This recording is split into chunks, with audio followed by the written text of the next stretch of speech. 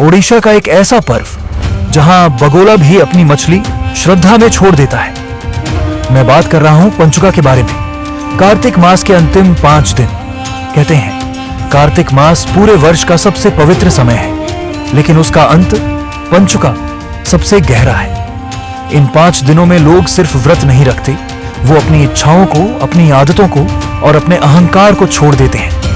न मांस, न मछली, न प्याज, न लहसुन, सिर्फ सात्विक भोजन, और उसमें सबसे खास हबिश दालमा। सुबह सूर्योदय से पहले स्नान, तुलसी जी के पास दीप जलाना और विष्णु जी के नाम का जप करना। इस समय ओडिशा के घरों में तुलसी चौरा सजता है फूलों और चीता से, और इसी दौरान होता है कुछ बहुत खास, तुलसी विवाह।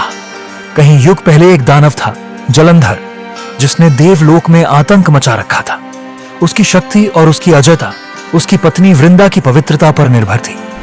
धर्म के रक्षण के लिए प्रभु विष्णु ने जलंधर का रूप धारण किया और वृंदा का पतिव्रत्य टूट गया। इससे जलंधर का विनाश हुआ। जब वृंदा को सत्य का पता चला, उसने विष्णु जी को पत्थर बन जाने का श्राप दे दिया, और इसी श्राप से शालिग्राम का जन्म हुआ। वृंदा ने अग्नि में अपना शरीर समर्पित कर दिया और उसकी भस्म से तुलसी का जन्म हुआ।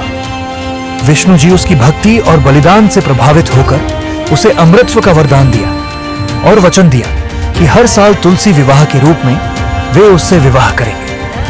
पंचुका इसलिए खास है क्योंकि ओडिशा में ये 5 दिन अनेक पौराणिक कहानियों और रस्मों को जिया जाता है। और इसी के साथ कार्तिक पूर्णिमा के दिन लोग पवित्र नदियों में स्नान करते हैं और बोईता बंदाना के रूप में केले के पत्तों की नौका बहाकर ओडिशा के समुद्री इतिहास को याद करते हैं। ओडिशा की मैरीटाइम हिस्ट्री के बारे में अगर आप और जानना चाहते हैं तो कमेंट करें बाली यात्रा। ऐसी और कहानियों के लिए फॉलो करें।